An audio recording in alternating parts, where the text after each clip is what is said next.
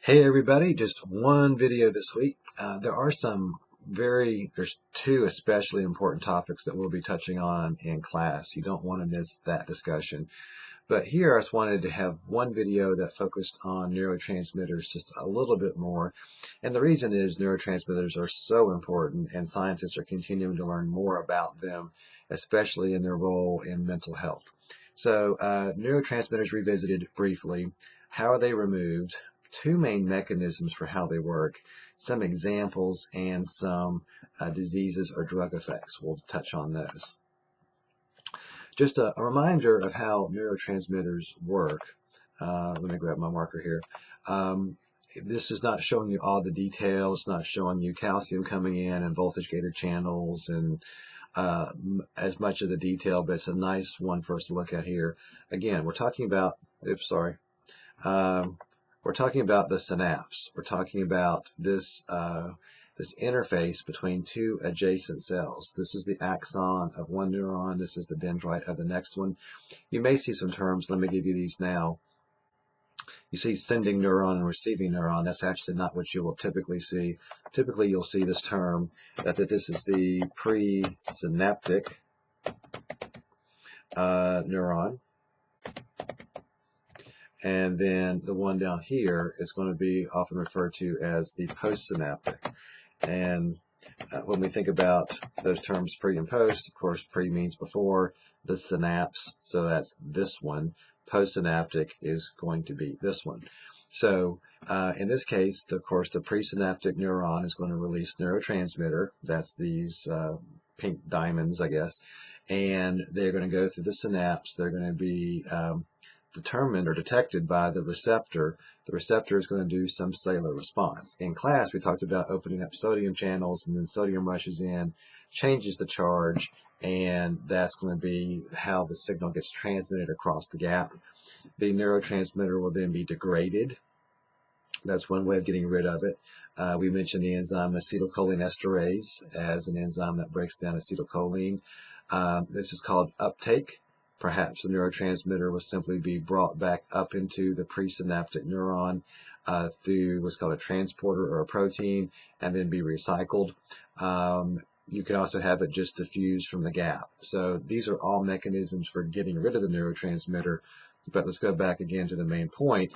This was the only way we can actually bridge this gap, this synapse, is to release neurotransmitter by exocytosis, have it go across this very small gap, and it's a really small gap, but it will then bind to a receptor on the other side, trigger a cellular response.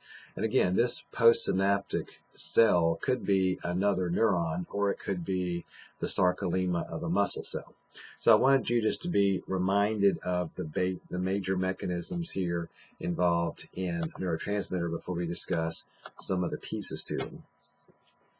Now, what you've kind of been led to believe by me and other people, including your book, is that neurotransmitters are going to excite the postsynaptic cell. And that is a possible mechanism, but they can also inhibit it as well. And that sounds kind of an odd thing, that some neurotransmitters can be released which excite the other side, and some can be basically stopping the other side from reacting. Think about it this way. You do not want all of your neurotransmitters being released at the same time and making all your neurons fire at the same time. And here's an analogy I just thought of about 10 seconds ago. You come back to your house at night. It's pitch dark. Your house is dark. It's dark outside. You don't want to turn on one switch and have every light in your house come on. You want to have the one that you need to come on to get you from, let's say, your front porch into your first room. Then you turn on the next light to get you from your foyer into your living room, let's say. You turn them on as you need them. So if you think of it this way, all of your light switches are being inhibited. They're all dark until you turn them on. Think about your brain chemistry much the same way. You don't want to have everything on at the same time, otherwise it'd be overwhelming. So some of your neurotransmitters actually are inhibitory. They prevent, they make it more difficult for a neuron to send a signal. Or the postsynaptic cell to send a signal. Some are excitatory, which again do the opposite. They actually are trying to promote an increase. Now, this is one of the topics that we'll be discussing in lecture, and it's called an action potential. This is kind of the firing cycle, if you will, of one small section of a neuron. And we'll look at it in more detail, but what I want to show you here is just briefly the idea that there is a charge on this neuron, on this section of the neuron, negative 70 millivolts. Why do I give you this number? Because excitatory neurotransmitters, when they release their chemicals and they bind to receptors on the other side, they cause that, I'm going to switch colors here, they cause the slight increase in the charge, if you will, going from negative 70 to, let's say, negative 60. Basically taking it up, making it excited, increasing the ion flow. You can have inhibitory neurotransmitters, but actually do this. They actually take the threshold, that will take the signal further away from threshold. This is threshold right here. Let me get a different color still. This is threshold. And there's no color there. There it is, sort of. If we get this line up to threshold, we get the big firing cycle, and that's a nerve signal. Some neurotransmitters push us closer to it. Those are excitatory. Some take us further away from it. They're inhibitory for reasons we've already discussed. So how does a neuron know when to fire if neurotransmitters are hitting it with excitatory signals and inhibitory signals? There's a very important principle called summation. And I'm going to switch colors here again. Summation is the integration of EPSPs and IPSPs. Of what? EPSPs are excitatory postsynaptic potentials. Excitatory, pushing you closer to threshold, postsynaptic potentials. IPSPs are inhibitory postsynaptic potentials. And before we get too far involved in any more biology, make this very simple for you. These are yes and no votes. If you have a big group of people and you have a bunch of people voting yes and you have very few people voting no, then the overall, by the time that you sum, by the time that you subtract all the no's from the yeses, it's a positive vote. If you have a room where you have lots of no's and very few yeses, by the time that you sum up all the negatives and the positives there, it's going to be a negative vote and nothing happens. So think about neurotransmitters being released and they are spilling across the synapse and they're sending yeses and they're sending no's. They are exciting the neuron on the other side of the synapse and they're inhibiting it. Does that neuron actually then carry out the action potential and do something or not? It depends on the total summation. So integration of EPSP and IPSP sounds pretty highfalutin science. Basically, it means, was there more yeses or no's as all the neurons that hit that synapse sent signals? So here's an example of kind of how this really works. Let's say we have here E1. That's going to be a single axon that's going to send a single excitatory signal. So here we are at resting potential at negative 70. This neurotransmitter shows up and we get a little bit of a bump. We didn't get to threshold. It goes back to nothing. No reaction. We hit it again with a signal. It gets a little bit of a bump. Not enough to get threshold. Nothing happens. As far as our nervous system is concerned, nothing happened because we didn't get enough of a signal. What if we get something called temporal summation? Temporal means time. If we get a burst, if we get too close together, we get a little bit of this piggyback effect, and we get the total action potential. We get the nerve response. So two yeses close together make you say yes. If someone asks you a question and someone else says yes, yes, you may say yes because of the very close time that you heard yeses together. What if you get a yes signal and another yes signal? One person says yes, someone else says yes. That might be enough to push you to the threshold, so two separate neurons can tell this single neuron to fire, and it fires. What if you get an inhibitory neurotransmitter? That takes it further away. What if you then get a yes and a no? well, that still takes it up and then back down again. So again, there's no reaction. Okay, if you're just tuning in, you're sleeping through the whole thing so far, wait, what's the point of this slide? The point of this slide is a single neuron is getting a lot of information from other neurons. There can be 15,000 neurons literally telling one neuron a combination of EPSPs, of excitatory, of yeses, and inhibitory no signals. Whether or not that a neuron, the target neuron, actually fires, sends a signal, is based upon summation, kind of a combination of all the responses. Okay, and we can discuss that more in class. So I just want to end with just a brief survey of neurotransmitters and then talk to you a little bit about some imbalances and conditions we associate with these. Please do not memorize the neurotransmitters. I'm going to give you just a few examples of ones that you've probably heard of. I want you to focus on just a couple of things here, though. Notice how some neurotransmitters are excitatory, and some are inhibitory, and some are both. For example, GABA, which we'll discuss in a second, is inhibitory. Glutamate is excitatory. Some of these have their effects just in the central nervous system, just in the brain and spinal cord. Some of these are going to be in the central nervous system as well as the peripheral nervous system. Okay, so I wrote out a couple of examples I want to share with you. Glutamate is one that is excitatory.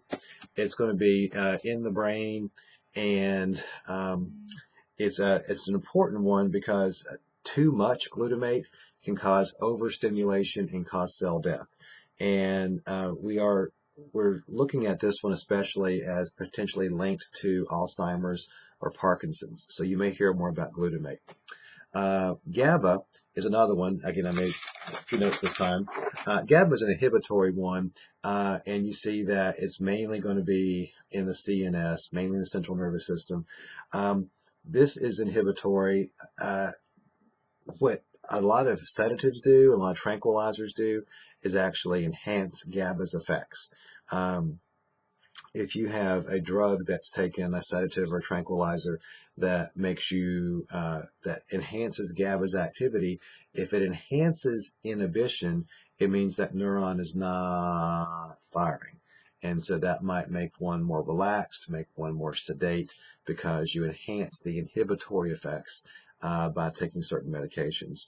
Acetylcholine, this is one we've already spent time with. This is the major neurotransmitter in the synapse between the nerves and the muscles. So it's a major one that affects our motor movements. Dopamine is generally excitatory, but it may be inhibitory in some sites. Dopamine you probably are much more aware of also. It has some motor functions. It actually controls a little bit of our motor movements. It's also going to be involved in our emotional arousal. People with Alzheimer's tend to have low levels. People with schizophrenia tend to have higher levels. So you see right there that a little bit high or a little bit low can give you some pretty substantial effects. And one more dimension here is serotonin. You hear this one quite a bit, and you'll learn about this a lot in pharmacology. It's generally inhibitory. It regulates things like appetite. It seems to influence mood, sleep, memory, and it may be linked to depression. Many of the drugs that are used to treat depression, like Prozac, actually are influencing the action of serotonin, or more specifically, how much serotonin is taken back up into the presynaptic cell. You may see SSRIs, which are selective serotonin reuptake inhibitors. So some drugs are actually going to be quite involved with that, which takes us to the end of this. How do drugs work which target the nervous system? There are different mechanisms, but I gave you here just some generic ones. A drug that one takes because of a nervous system issue or a behavior issue, depression issue, whatever it is, it may stimulate or block the production of neurotransmitter. If you don't make the neurotransmitter, it can't do its effect. Or if you make it, it can do its effect. It may enhance or block its exocytosis. It may activate or block the receptors on the other side, on the postsynaptic cell. It may stimulate or inhibit its removal from the synapse. If it stays in if the neurotransmitter stays in the synapse longer, that may actually then enhance the effect of the neurotransmitter, like we talked about with serotonin. So drugs, both legal and illegal, as you see down there below, can actually influence the action of the nervous system. If you influence the neurotransmitters positively or negatively, you're going to influence the neurotransmitter, the nerve system, because you can't pass signals. Let's mention cocaine here just for a second, just an example of taking us toward a conversation about addiction. Cocaine actually inhibits the reuptake of dopamine. So dopamine is one of those feel-good, if you will, neurotransmitters. So if you take cocaine, then dopamine is going to persist longer in the synapse and give you prolonged pleasurable sensations. Where the addiction comes in is that when you are not taking cocaine, gradually the body begins to not make as many dopamine receptors because you are blocking dopamine effects when you're taking cocaine. In other words, the body is not going to be making stuff it doesn't need, and so the only way you're going to get that enhanced good feeling is to take more cocaine to then get that effect back, and that's part of the addiction cycle. Finally, I just want to mention the idea about imbalance and disease. There are a number of diseases, depression being one of the ones we focus on the most, but even things like insomnia, schizophrenia, anxiety, some forms of obesity may have their core cause in neurotransmitter imbalances. There are a lot of people who get pretty upset about the conversation where we give somebody drugs because of their ADHD, or we give someone drugs because of schizophrenia, and they think we should counsel them or we should do other things. The upshot of all of this is that some of our conditions are physiological. Depression doesn't mean that you are having a bad day. It means that you're not responding to life's cues in a way that's positive and productive and long lasting. And because of that, it might be the result of a neurotransmitter imbalance. Certain medications may improve that. I show you this picture here of Parkinson's because Parkinson's is one that we know is closely associated with dopamine. Michael J. Fox has Parkinson's, and you've heard him talk about perhaps his condition. There are some treatments that can be done for people with Parkinson's, but we can't just get someone a shot of dopamine and fix it. So some of these conditions are very challenging to treat, and we'll talk a little bit about that when we get into the brain discussions a little bit later. But that'll wrap up this video. We're going to do a Blackboard assignment that's going to look at our nervous system conversations to date, and that's it. Thanks.